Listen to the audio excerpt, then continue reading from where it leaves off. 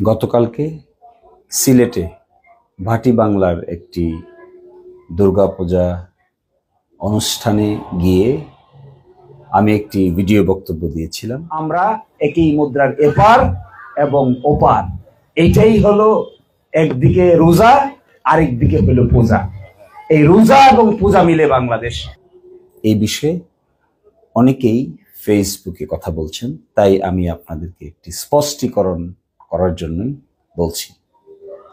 আপনারা দেখবেন যে আমি যে প্রেক্ষাপটে বলেছি সেই প্রেক্ষাপটটা হলো যে মোরা এক বৃন্তে দুটি কুসুম, হিন্দু মুসলমান, মুসলিম তার নয়নমণি, হিন্দু তাহার প্রাণ। এটি বিদ্রোহী কবি কাজী নজরুল ইসলামের একটি কবিতার উদ্ধৃতি। এবং বাংলাদেশে হিন্দু মুসলমান মিলেই বাংলাদেশ। এটাই মূলত বাংলাদেশ হলো বৃন্ত, তার কুসুম হিন্দু, তার কুসুম মুসলমান, এটিই বোঝানো হয়েছে এখানে। তার সাথে সাথে একই মুদ্রার এপিঠ এবং অপিঠ, অর্থাৎ বাংলাদেশ যদি একটা মুদ্রা হয় তাহলে এই মুদ্রায় মুসলমানরা বসবাস করেন, তারা রোজা পালন করেন, হিন্দুরা বসবাস করেন, তারা পূজা পালন করেন। এটি একটির সাথে আরেকটি মিলানোর বিষয় না, এটি যে যার ধর্ম সেটি পালন করবে।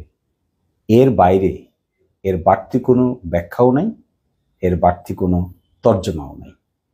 ফলে আমি মনে করব যে আপনারা যদি কেউ ভুল বুঝে থাকেন তাহলে বক্তব্যটি যদি শুরু থেকে শেষ পর্যন্ত আবার দয়া করে দেখেন তাহলে আমরা কৃতজ্ঞ থাকব।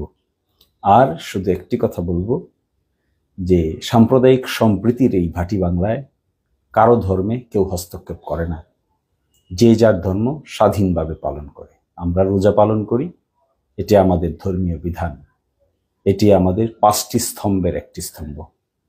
আর তারা পূজা পালন করে, এটি তাদের শারদীয় দুর্গোৎসব এবং এটি তারা অত্যন্ত বড় করে পালন করে। এখানে কনফিউজ করার কিছু নেই, এখানে একটির সাথে আরেকটির মিলানোরও কিছু নাই।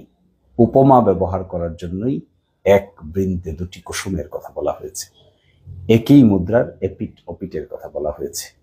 আর এই মুদ্রার নাম হলো বাংলাদেশ। এখানে সকল ধর্মের মানুষই বসবাস করে, বসবাস করছে, বসবাস করবে মিলেমিশে। আর ভাটি বাংলা তার জ্বলজ্জন্ত উদাহরণ। আশা করি এই বিষয়টি এখানে সকলেই ইতি টানবেন।